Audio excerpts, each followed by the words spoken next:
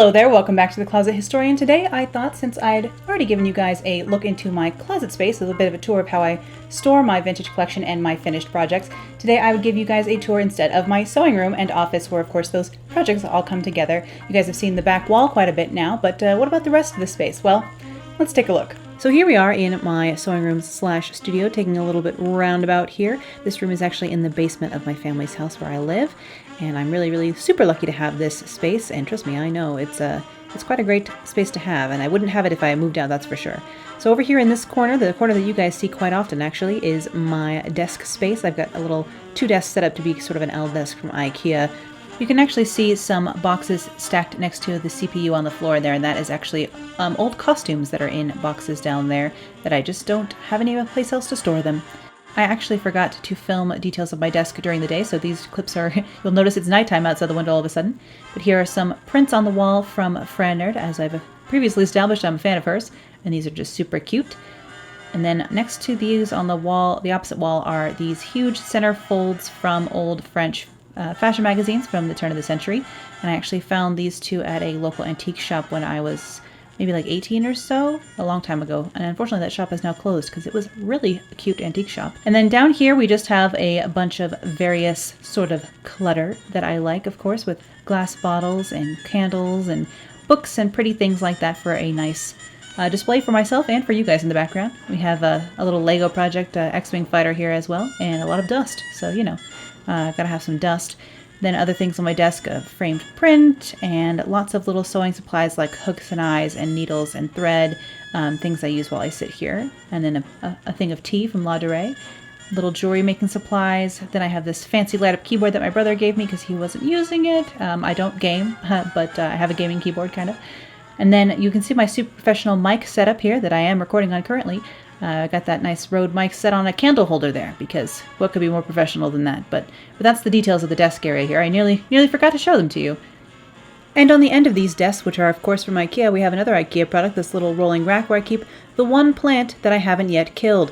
Sadly, it is dying, but I haven't killed it yet. Swinging over here to the corner, there's a Ghibli movie night poster that I made for a movie night I held one time, and then also this adjustable dress form from Joann's that I've had for several years. I don't actually use it to drape or do any fitting work on it. Usually I kind of use it almost like a coat rack, just tossing things on it when I'm working on them, just to get a very basic idea of what it's looking like. And then we can see also a softbox light because, you know, hashtag YouTuber life, you know. Now along this wall there's a long counter with cabinets both above and below, and this is where a lot of my fabric stash and then other craft supplies live. Backing up you can see this is also where my ironing board is, blocking most of the lower part of the storage, which is unfortunate. And hanging from this ironing board is mending I have to do, basically. So these are things that need to be fixed in one way or another, including this lovely 1940s suit jacket. So up here on the counter I have these baskets of fabric from my stash that are things that I plan to use soon. This stack here on the end, for example, are stuff that I plan to make immediately, like they're the next projects coming up. So I have the sketches tucked into the folds of fabric so I know what I'm doing with each, unless I've changed my mind for some reason. But the rest of these baskets just hold fabric that I plan on using for the upcoming season. So right now I've already switched over to fall and winter fabrics, things I'm going to use this next sewing season here. And then above in the cabinets there is the rest of my fabric stash. So up here we have bunches of rayon and cotton and brocade and all kinds of different things that I just either haven't gotten to yet or are big enough pieces left over from projects that I could use to make something else eventually. But mostly it's just lengths of fabric that I fell in love with when I went to Joann's to buy a zipper and ended up buying fabric, which, you know, happens to all of us, doesn't it? I hope so. Kind of, just me. And then this other cabinet again has more fabric. This some of this fabric is really old, stuff that I probably wouldn't make anything out of anymore but would use for mock-ups, so I hang on to it just in case I need to make a muslin of something. And so that's the semi-organized situation going on there. Down here along the wall we have some pictures of me with my family, some just family photos that make me smile, and some old art that I really used to like, and a picture from Antoinette. And then we have these candlesticks, which were from my birthday party decorations once, and lots of kind of stuff here on my cabinet, lots of pins, paintbrushes, etc. The iron, and then over here we have my record player, which I inherited from my grandparents, although it's not actually an old record player. And then I have my threads hanging here on the wall, and then there's this messy bookcase over here, so we'll go over there. And over here we have some boxes on the top of the bookcase which have old hat projects, basically, that things that I probably am never going to use again, but they're still there. This top shelf has lots of decorations and different like souvenirs and little things. Not very clean, as we can see. The second shelf here has hats that I need to sell. Addressing the Galaxy, which is a Star Wars costuming book, and then some other books and patterns that have just been not properly filed away. I'm not the cleanest person, as you can see from all of this. This box here actually has lots of vintage feathers and millinery trimmings, which should be technically on my other bookcase because that's where the rest of my hatting stuff is. You'll see in a second. Then the next shelf down from this, I've got these two pink boxes from IKEA again. I'll just move some more of this mending here. That's just in our way. Like I said, not the cleanest. So these two boxes, the top one here has a old tool skirt project that I made for a while back, but also has my costuming patterns, so 18th century stays, corsetry patterns, 18th century dress patterns, just things I used to use when I was costuming more, which of course I don't really do anymore just because it's so expensive to buy that much yardage of fabric to make costumes, and I just focus more on trying to get retro sewing done. And then my patterns for all my vintage style clothing and all the other things I make are actually down in the other pink box below. Here's some more stuff like a strobe light. Never know when you're going to need one of those. Some watercolors, more books, some journals. It's super organized in here, as you can see. So again, yes, this lower box is my sewing patterns that I actually use all the time, which is why they're not even sealed up. Different sleeve patterns going on there. Each bag has a different either set of patterns, like I'll do all bodice patterns, but like with different necklines in a bag, or all different pencil skirts in a bag. Just trying to keep this a little bit more organized than I generally am. As you can see, I'm not the most organized person, but I try and go at least halfway. So that's just where I keep my patterns, and I just label the big Ziplocs and stick them in there so I can keep everything slightly together. So when I want to make something again, I have all of them. We also have a game of catchphrase here, and some old yearbooks and other books, and my art supply box of markers from college that I never go into anymore. Mostly fashion history and costume history books down here on the very bottom of this. Of course, they're quite heavy and they help anchor this bookcase, so that's why they're down here on the bottom. But these are like museum catalogs and historical fashion books in general. Back here in this corner, there's actually a built-in sink from when this room was mostly for when I was painting back in the day. So I still have a sink in here, which is nice. Mostly it collects dead plants, though, because I kill plants. I have a problem. And then over here we have my drafting and cutting table, so we'll hop over there. This table I actually have up on bed risers, so it's a better height for being able to work at while standing. It's been a bit beat up. It's got some tape and paint going on, but it works, does the job well. And here we have all the supplies I need for doing pattern drafting and then cutting things out. Push pins, pens, all the different things. This pin board up here, I have some postcards, like Keep Calm and Eat a Cupcake, of course. Some vintage postcards. Also my measurements here, I just keep them pinned up for reference, easy reference anytime. Sketches I have pinned up of things I wanted to make at the time and just haven't taken down. Just little things. These black and white pieces of cloth up here are cloth napkins from Disneyland that they sell as souvenirs, and I think they would be really nice framed someday, so I have them pinned them up for now. Just more sketches and a bodice pattern that I use all the time. Basically my basic block pattern is I just keep pinned here because I use it so often. Then here we have a nice cutting mat rolled up that I don't use with stuff stuck on top of it because, yes, I'm messy. Oh, here I am getting distracted by the rug on the floor that I want to show you. It's one of those rugs that's made with scrap fabric, so of course you can't see scraps of fabric when they fall on it, so that works out really well. Another IKEA find there, guys. And then we will swing over here to this other bookcase. Down here on the very bottom, wow, this is some shaky camera, I'm so sorry. This is a bunch of schoolwork and school books from my apparel design degree days. Moving up, we have these pink boxes again. These ones are full of scrap fabric and pieces big enough that I can cut muslins or mock-ups out of, but I just keep it behind me while I'm drafting over here. And of course, acrylic paint.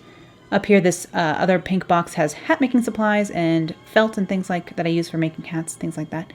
And then moving up, we have boxes full of trims and ribbons, and then this is actually hat canvas or buckram for making hats. There's some hat wire there and some zip ties, which are really good as 18th century boning, in case you're ever looking for a cheat there. But this again is ribbon and trims over here. The very top shelf of this bookcase is mostly just my circle skirt pattern. That's what that big pattern is, and then empty boxes, a couple of hat blocks, things that don't fit anywhere else. Above those are my fall foliage and boxes of like fake flowers and leaves. This poster I had my mom design or help design. It's basically just a knockoff of several posters I'd seen, but only with places in London, because I love London. And underneath this poster, we have a big roll of alphanumeric paper, which I will actually have a link to in the description because it's a super great paper for doing patterns, and then a trash can, of course, and a space heater for when it gets nice and freezing down here in the wintertime.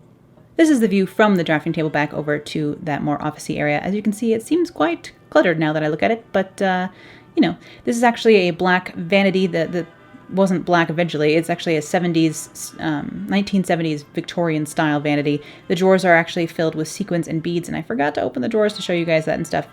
So I'll have to show you guys my sequin collection sometime.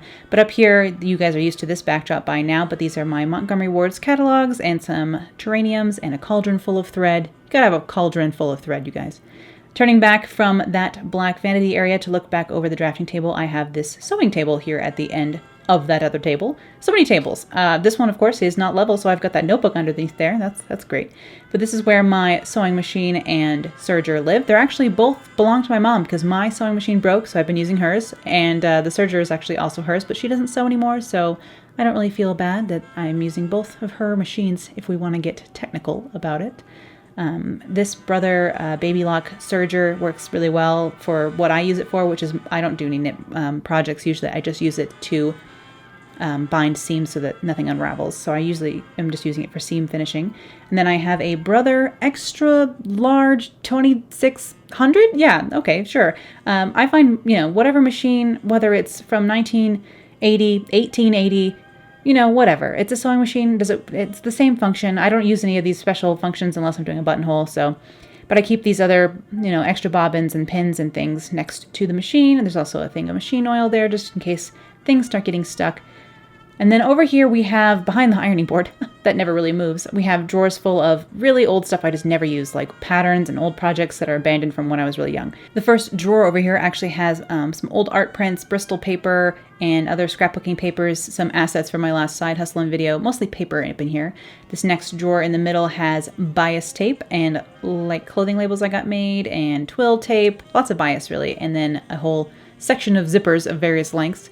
This last drawer has different junk over on this side, to be honest, and sewing machine, light bulbs, bags of buttons. And over here we have the sewing machine doodads like needles and different presser feet, and then also lots of buttons, including some vintage buttons and buckles as well. And then we have a lot of button cards, as you can see, for blouses that I planned on making that I just haven't made yet. So these all do have an associated fabric in my stash. I just haven't gotten to them yet. So this is the room where I get a lot of work done. I actually don't do very much writing when it comes to fiction in this room. I will do write blog posts and work on blog and like social media sort of things in here, but really I get my writing done actually in a different room in the house when in a more comfortable chair, funny enough. So this isn't where I write a lot of fiction.